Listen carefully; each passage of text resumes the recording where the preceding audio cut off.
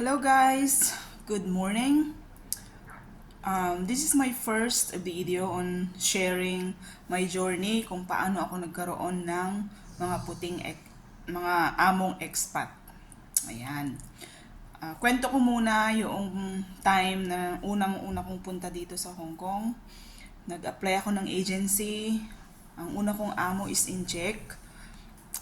Tapos, mabait naman sila. Yung popo ko is marunong mag-English. Buti na lang. At nagkakaintindihan kami. Mabait silang pamilya, pero kuripot. Kidding aside, mabait silang pamilya.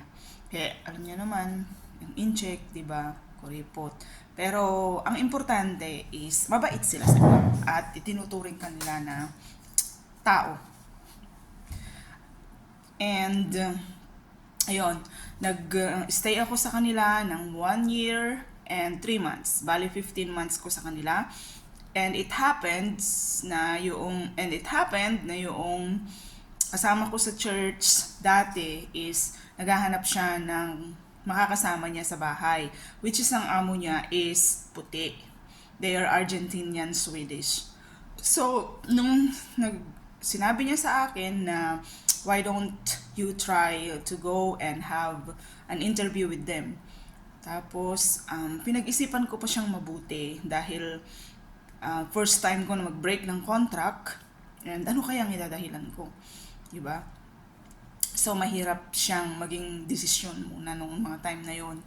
Pero, pinag-pray ko yun kay Lord and until I decided to go and have an interview sa mga amo niya. And then, sa interview is by God's grace na gustuhan naman ako and they said that if I'm willing to sign a contract with them and break the contract with my present employer is they will going to pursue and proceed to the processing of papers. So, ayun, umuwi ako na syempre masayang masaya and at the same time nag-iisip and kung ano ang idadahilan ko sa employer ko that time. So, nung gabing yun is nag-iisip ako na kung ano ang sasabihin ko sa amo ko. So, kinabukasan I come up to a decision na ang ilalagay ko is family problem. So, yun yung reason ng aking notice kila amo, family problem. So, nagbigay ako ng 1 month notice and then that time is nauwi ako ng Pilipinas. Pero bago ako umuwi, nakapag-sign na kami ng contract and then we found already agency to process our papers. And sa Pilipinas, hinintay ko na doon yung visa ko. And it last and I stayed in the Philippines waited for my visa for about 1 month. I think 1 month and 1 week. Kasi pina-expedite nila. And yun, to make this story short, nag-start ako ng expat employers that time 2016. Yes, 2016. And then 1 contract ako sa kanila.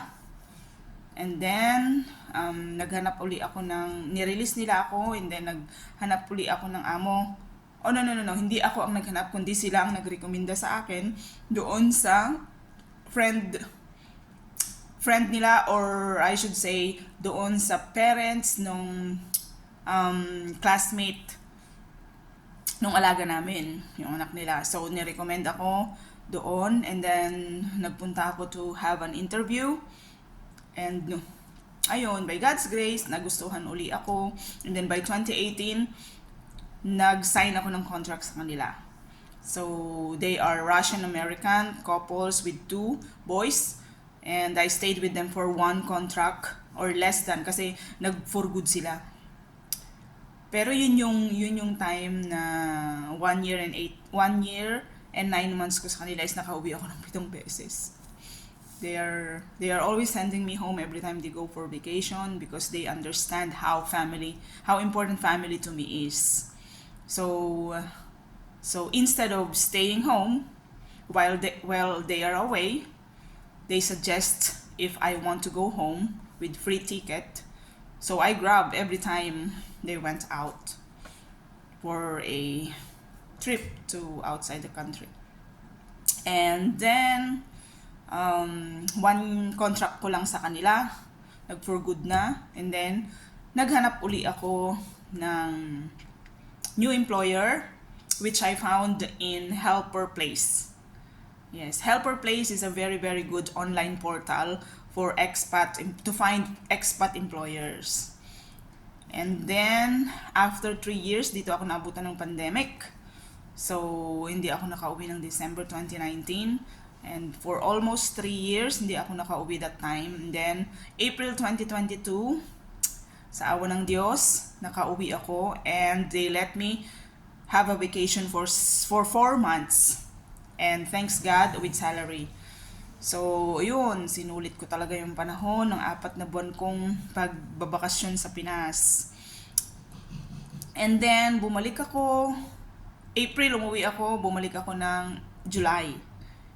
April, May, June, July, bumalik ako ng July. And then, 1 month pa bago dumating yung amo ko. So, nag-isa pa ako ng 1 month sa bahay. And, yun, after noon, December 2023, is magpupurgod na pala sila. Yung amo kong lalaki na lang matitira and they don't need my service anymore. They will just pay for a part-timer. And ako naman is kailangan ko pa magtrabaho kasi may mga may mga anak pa akong magkukolehiyo. So I decided to find again another employer in Helper Place again. So I searched in Helper Place. So I fortunately found my present employer, which is very, very, very nice, very, very good, very considerate, and very generous and understanding, and they know how important family to me is. So, sa interview, sinabi ko lahat yung request ko, and by God's grace, inuohan naman nila lahat. So, hanggang dito na lang, masyado ng mahaba. Sa susunod, ikukwento ko naman kung ano-ano yung mga gusto ng expat employer. Bye for now! Till next video!